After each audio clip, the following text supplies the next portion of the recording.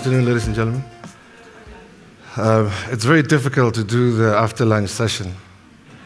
I'm not sure what they served, but I hope it was heavy enough to put you to sleep so you're not bored when I speak. I did organize some pillows for those of you who want to take a bit of a nap. I know, Charlotte, you spoke about being in leadership is actually taking instructions rather than giving them. I discovered this when I went to Kaya. I thought, I'm going to be there, I'll be the boss. And then I realized, no, it's all instructions. You follow instructions. It's cut this ribbon, kiss that baby, wave to that crowd, and go back to your office and do that thing. So I was given, in my topic, a list of areas that I was asked to cover. So, more instructions. So when I said to write this thing, I thought to myself, okay, what's the best way to go about this thing? But I thought perhaps we could just have a conversation and not do any slides or any movies. But because I really also just want to learn from you and feed off, some of your thoughts in this particular instance. I was asked to talk a little bit about the media, what the state of the media is in the country, what corporates can do to hold us accountable. A couple of things on PR, communications, and just from a CSI perspective, what some of our thoughts are. And I think the elephant in the room for me, where South Africa is concerned, is that we have a race challenge. Not race. So, as you can tell, I don't race. We have a race challenge. We have a challenge where there's a trust deficit between black people and white people. And we generally don't talk about this because it's easier to, go around it a little bit and find ways of dealing with it. But here's the truth. The truth is socialization is everything. And this dictates the decisions we make later on in life. I grew up in Diploma all my life. I've had to learn and learn to understand how to live in the suburbs. It's painful to change. Everything you've ever known, it's changing. I take my children to schools I've never been to. I don't know, they bring some homework sometimes. Saving grace is to arrive late. But why is this important? It's important because when you look at media and how media is transformed, but what I want to talk to is the role of media. I mean, we can talk about transformation, we can talk about radio being the most transformed. I come from radio, so I know more about that industry. We can talk about how, there's, level 1 BEE companies that are owning radio stations and so forth. But who's controlling the station is an important thing. Owning it is one thing. But also, what are the legacies of the different stations? And what are the imperatives? What are the things that are most important between serving your community and being a successful commercial entity? When I was asked to come and join Kaya 11 years ago, I was asked to join a commercial radio station that needed to grow and make profits. As the accountants will say, I was not employed to increase the cost center by employing more people. I was, not employed to serve the community. I was employed to make money and then serve the community. But I'm being cruel to my owners, really. That's not the mindset. But the significance about, the significant thing around media and how media works is we have to understand its impact in society. And I think we take this for granted. There's a video doing the rounds of school kids, doing a lap dance. And that broke my heart because this is what kids watch. And we allow them to see these things. And then they go and enact these things, and we think that's okay. The landscape in SA, we have social media now. We have a lot of television that's kind of broken down into different parts. You now have digital television. You've got different types of media that are out there, which are making it easier to, I suppose, find different tribes. And I guess this is the advantage that we should be taking because humans exist in different tribes.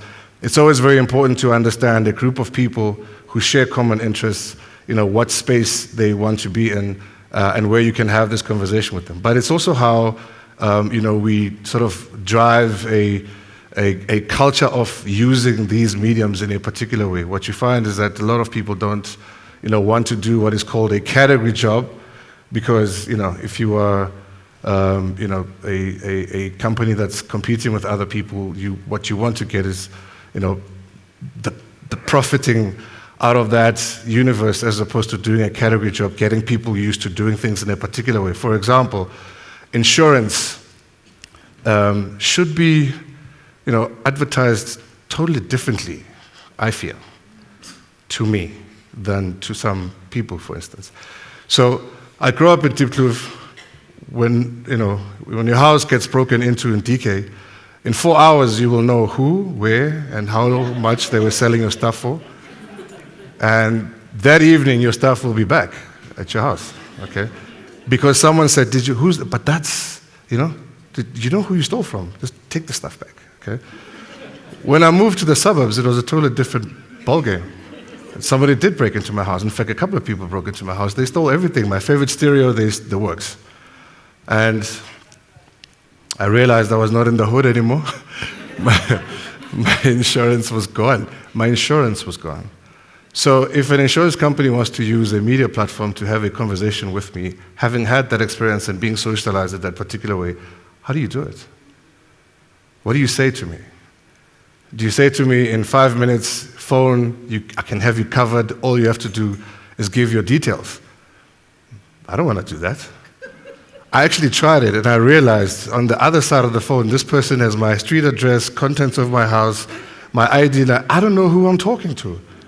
But this is innovation in that particular space, right? This is innovation in a medium, in the media, that companies can use to go, kind of forge ahead. But do we understand each other's socialization? Do we actually know what are the things that will make us take certain decisions? How do we consume media? I mean, there are a lot of questions around those particular issues. The current state is obviously that there's a proliferation of media, and like I said, it creates a lot of opportunities, but also a lot of challenges. There was a question about nation building and how corporates and civil society can contribute to this. What is the role of the SABC versus private commercial radio stations? Is there a difference where society is concerned? There shouldn't be. Just in the type of country that we're in. I've lived in 2 countries, in the same one, but in 2. The one I wouldn't have been standing here talking to you guys. The police would pull in and take all the white people onto one side and ask you a question, are you okay? And then the rest of us would be arrested. That was, these are the 2 countries that we lived in. The role of the SABC still has 64% of eyes and ears in the country. And I don't miss Cloudy, but the most important thing about, I'm going to vote for him, by the way. The most important thing about understanding media is really, as South Africans, we need to understand ourselves. Do we have a common goal? If I was to ask a question in this room, what sort of country do we want to live in? Do you think I'd get the same answer? If I asked, what country are we? Would I get the same answer? I wouldn't. So how are we even going to have a conversation around media and what it is and what PR should be doing and what comms should be having? How are we even going to do that if we can't have a conversation around what kind of nation do we want to be? There's a lot of work that is happening. Various corporates are putting in a lot of money in sort of trying to uplift society. But it feels like none of it is actually put together in a particular way. None of it is built to be deliberate. We're not deliberate on certain things. A lot of people are involved with CSI, but the truth is we just want to do that so we can sleep at night. It's great to paint a school. It's really good to buy kids shoes and tracksuits and then smile and be on social media. But those things wear off, don't they? Your tweet stays forever, but you were at a school. and the kids were smiling, okay? And you gave them food that day. But that same night, they were hungry. You weren't there, you were gone. So what is it that we need to be doing at a corporate social level and using media to promote these things? We should be giving kids the visual side of things. Help them cross the street and see what's on the other side. This is a lesson I got from my parents. Don't be conditioned by the 7 or the 5 kilometer radius that was designed for you to live within. Help them walk out. Take kids that have never been to a movie. Hell, take kids from a school somewhere in the Bundus and take them to the Apple store. Okay? Just do that. Take them to a restaurant and talk to them about just how life happens on this side of things. Take them on a helicopter ride, okay? And then leave them be. Listen, they will be hungry. They will not have shoes at some point. Their clothes will be worn, but they will never forget what they've seen because they will know that there's another world out there. And that's what you socialize. That's what you put on media.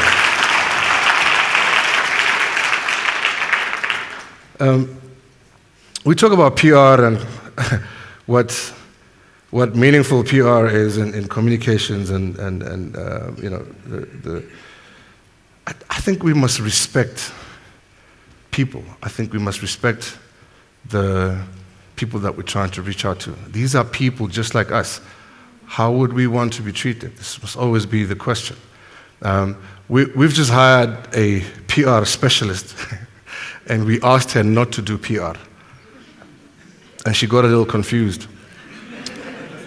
And we said to her, we just want you to genuinely tell the story of our business. Tell the story of Kaya. Tell the story of the Afropolitan and the lessons that we are learning as and when we move in society. Just do that. What that does is it challenges us to have a real story.